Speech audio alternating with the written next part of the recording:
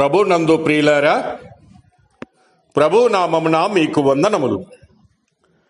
ఈరోజు దేవుని యొక్క వాక్య ధ్యానము యోనా గ్రంథము 1వ అధ్యాయము 6వ వచనము.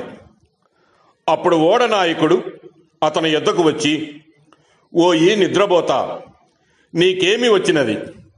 లేచి నీ దేవుణ్ణి ప్రార్థించుము, మనము చావకుండా ఆ దేవుడు మనయందు కనికరించునేమో అనెను. దేవుడు ఈ మాటలు దీవించి ఆశీర్వదించునుగాక. గమనించండి ప్రియులారా, యోనా ప్రయాణము అందము అని అర్థమిచ్చే యొప్పే నుండి ప్రారంభమై తర్షీషు వరకు నిర్దేశింపబడినది. అయితే ఓడలో బాధించువాడు ప్రయాణము చేయుచున్నట్లు నావికులకు తెలియదు. అదే విధముగా మానవుని జీవితయాత్ర సంతోషముగాను మనోహరముగా ప్రారంభమగుచున్నది. అనుకున్న రేవుకు చేరగలనని గొప్ప ఆశ కలిగి ఉన్నాడు. అయితే శ్రమ బాధ అతని కొరకు నిల్వ ఉన్నట్లు తెలియదు. తన ప్రయత్నములన్నిటినీ విఫలపరిచి అనుకున్న గురి చేరలేకపోవుటకు తనను బాధపరిచేవాడు ఒకడు ఉన్నాడు. వాడు ఎవరో కాదు, తనలో ఉన్న పాపమే. ఆ పెను తుఫానుకు కారణము కనుగొనుటకు నావికులకు కొంత సమయము పట్టినది. ఏలయనగా అందుకు కారకుడైన యోన ఓడ దిగువ భాగమున వెళ్ళి గాఢ నిద్రపోయాను. అదే రీతిగా అవిశ్వాసి తన అసమాధాన స్థితికి, శ్రమకు తన రొమ్మున దాగిన దానిని తెలుసుకొనుటకు సమయము పట్టును. ఏలయనగా హృదయం అన్నిటికంటే మోసకరమైనది, అది ఘోరమైన వ్యాధి కలదని వాక్యము సెలవిస్తూ ఉన్నది. అందుకే దేవుడు చెప్పుతూ ఉన్నాడు, భక్తిహీనులు కదులుచున్న సముద్రము వంటివారని. తనకు దేవునితో సమాధానము లేకపోవుటకు తన పాప స్వభావమే కారణమని చివరకు మానవుడు తెలుసుకోవాలి. వారి బాధలకు కారణము తెలుసుకొనక ముందు నావికులు తమ దేవుళ్లకు ప్రార్థన చేశారు.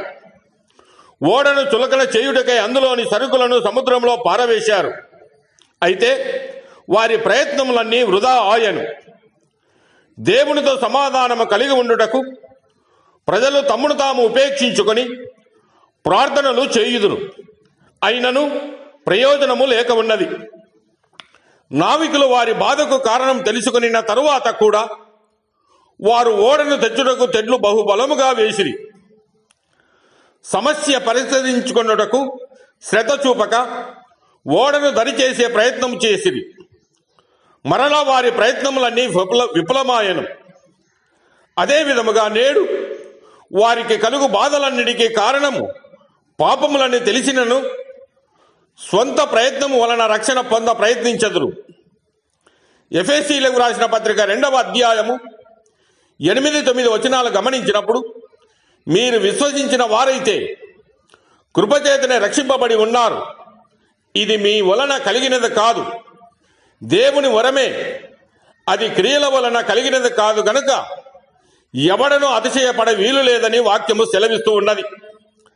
నావికులు జల సమాధి నుండి తప్పించుకొనుటకు ఒకే ఒక మార్గము, అది యోనాను సముద్రంలో వేయుటే.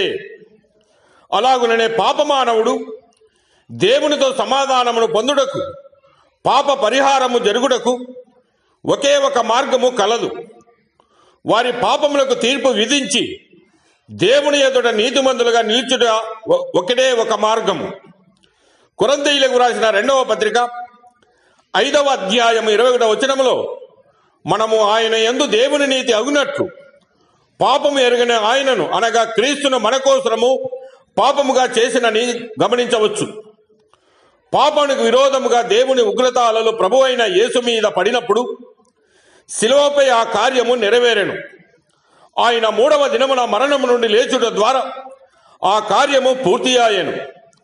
పాపరహితుడిగా శ్రమనందిన ఆయన మరణమునందు దేవునికి కోపమంతయు తీరెను. ప్రియులారా, నీ పాపస్థితిని నీవు ఒప్పుకొనుము. రక్షణ పొందుటకు నీ సొంత ప్రయత్నంలో మానివేయము. రక్షణ కొరకు క్రీస్తు యొక్క ప్రాయశ్చిత్తార్థ కార్యమందు మాత్రమే నమ్మకం ఉంచుము. దేవుడు మిమ్మల్ని దీవించి ఆశీర్వదించునుగాక.